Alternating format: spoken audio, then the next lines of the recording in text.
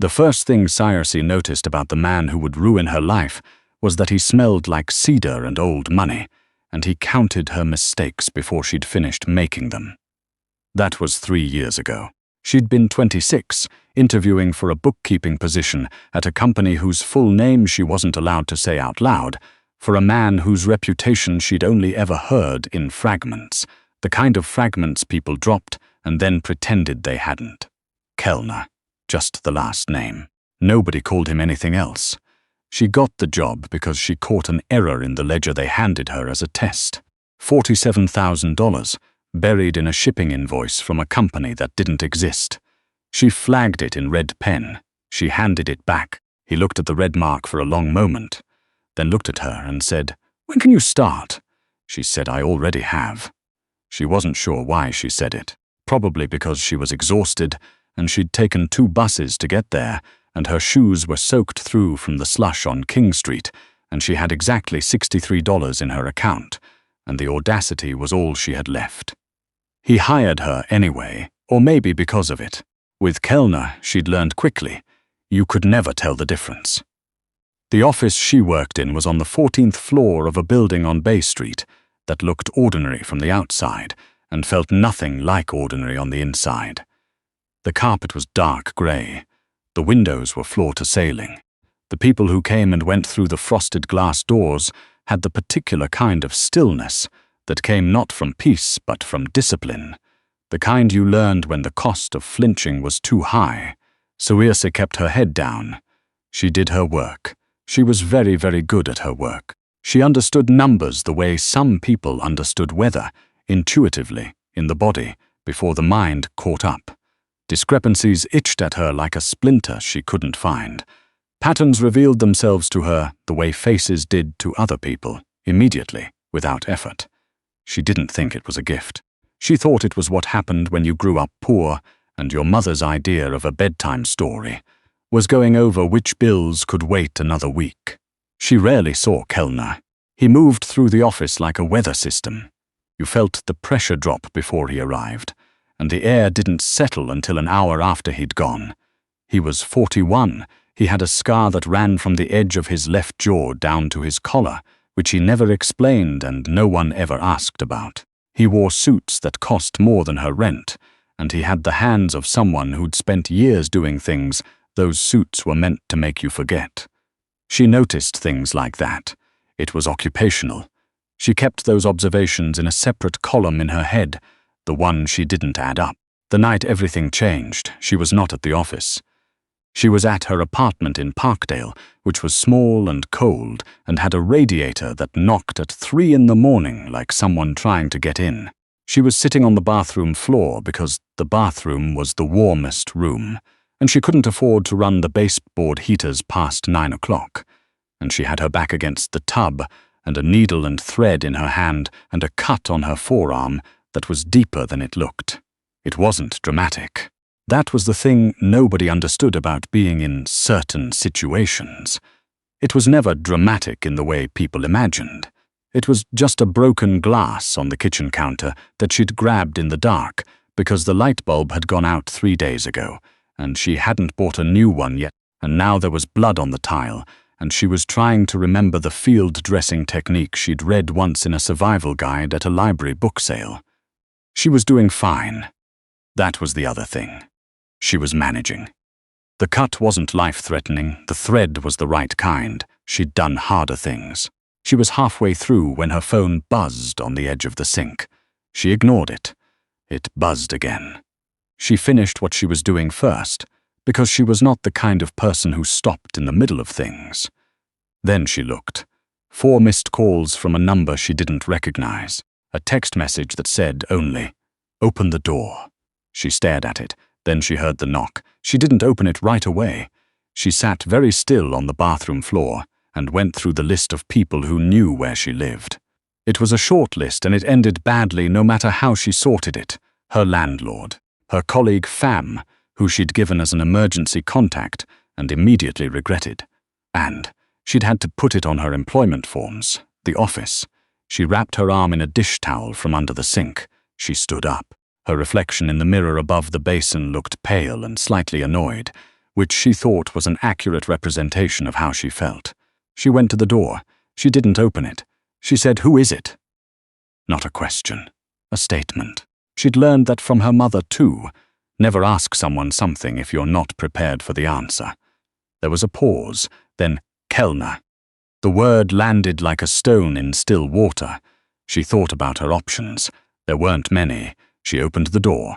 He was wearing a coat, unbuttoned, the collar damp from the snow that had started sometime in the last hour.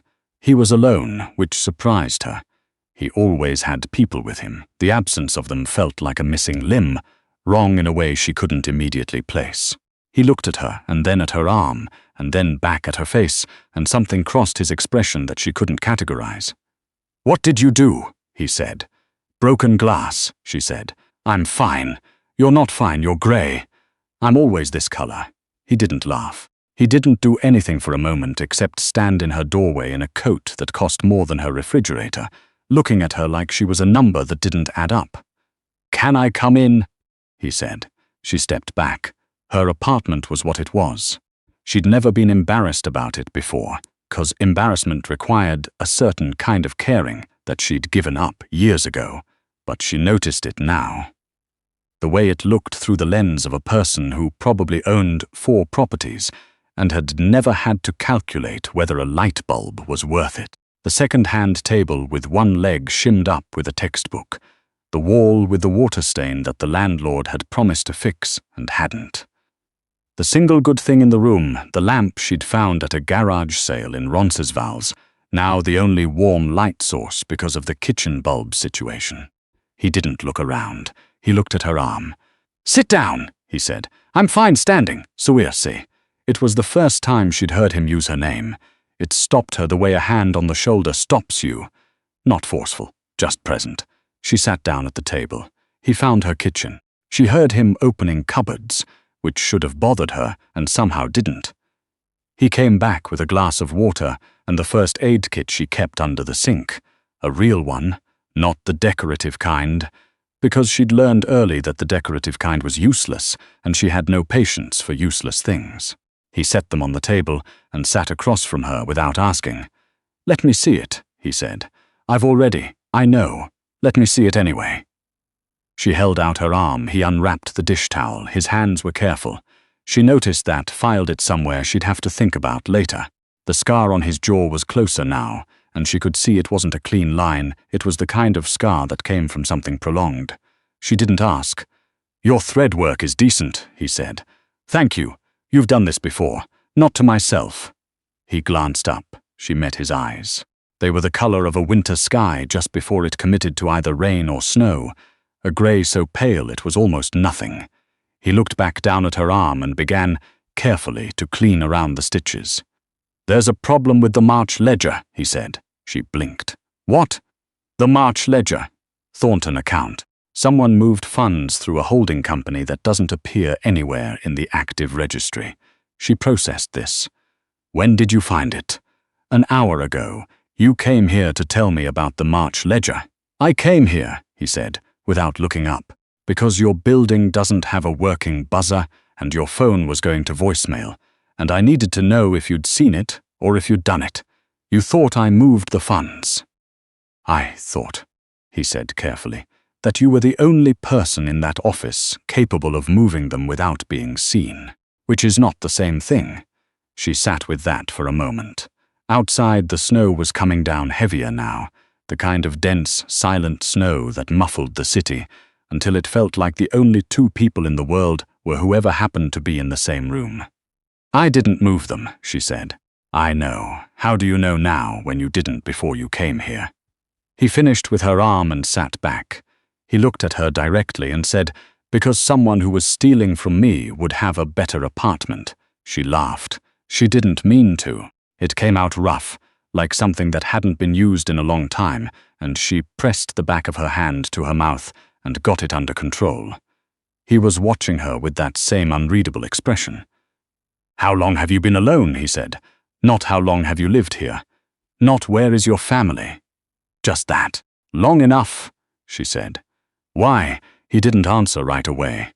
He recapped the antiseptic and set it back in the kit with the same precision he brought to everything, and she had the strange sense that he was using the time to decide something, not about her, but about himself. "I'm getting married in 12 days, he said.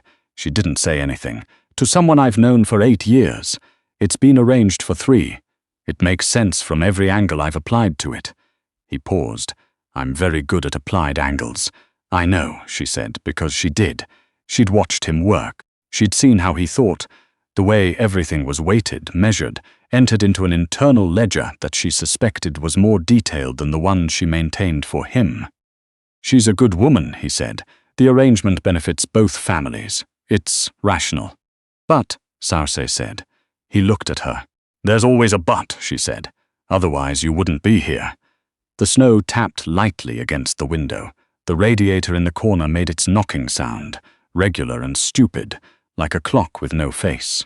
She was aware of how cold her feet were, still in damp socks, and of the fact that she hadn't eaten since noon, and of the fact that none of that seemed to matter very much with him sitting across from her, at her second-hand table in her dim apartment, looking at her like she was the one thing he hadn't been able to calculate.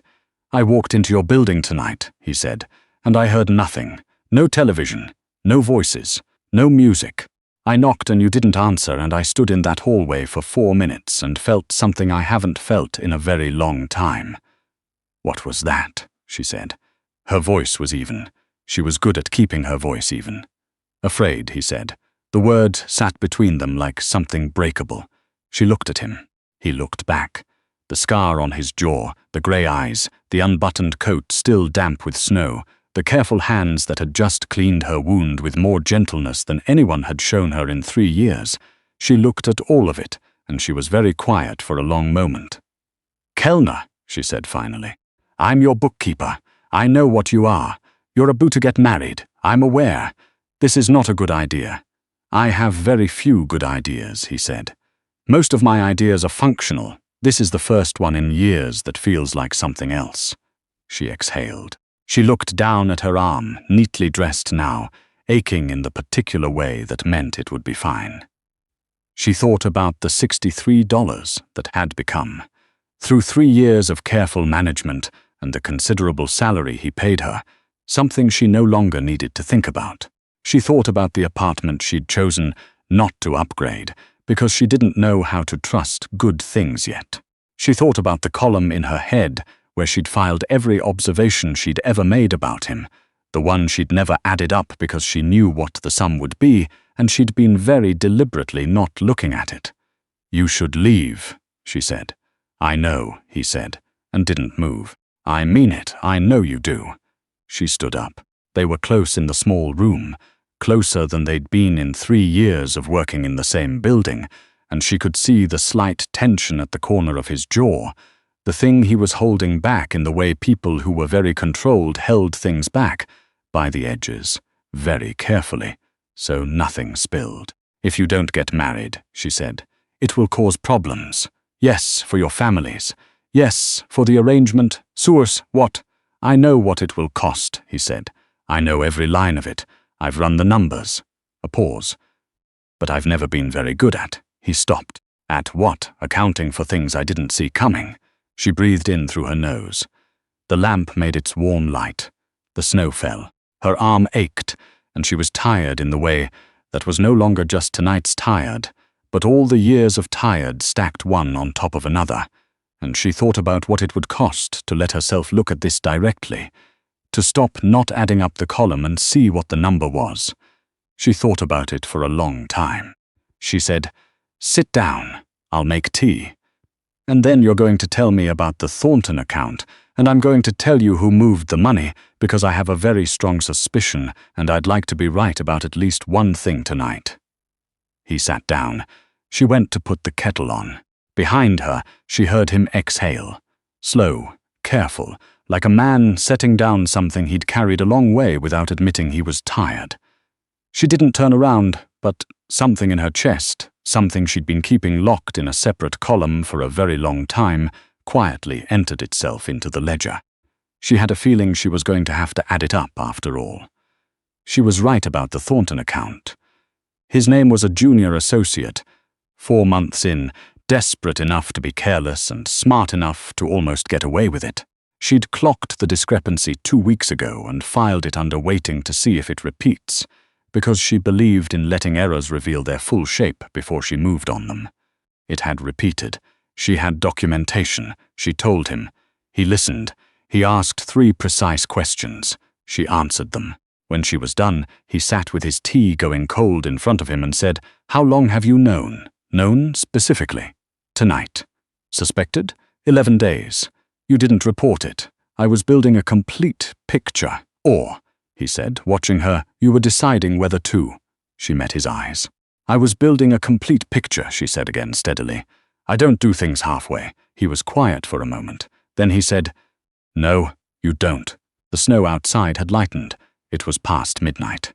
She was aware that he'd been here for almost 2 hours, which was longer than any conversation she'd had at this table with anyone, and that she wasn't tired in the way she usually was at this hour. She was the opposite of tired. She was the kind of alert that felt almost painful, like a note held too long. "Go home, Kellner," she said. He stood. He put on his coat and buttoned it this time, efficiently, without theatre.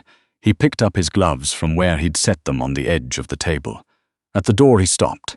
"The wedding," he said. "What about it?" "I'll make some calls tomorrow morning." She looked at him for a long moment. She thought about saying, "Don't do anything because of tonight." She thought about saying, "You'll regret it." She thought about saying, "I'm nobody, Kellner.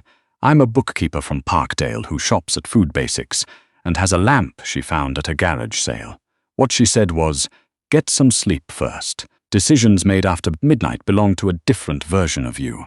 He almost smiled. It was a small, careful thing, barely there, like a number almost too small to matter, except that she'd always been very good at finding those.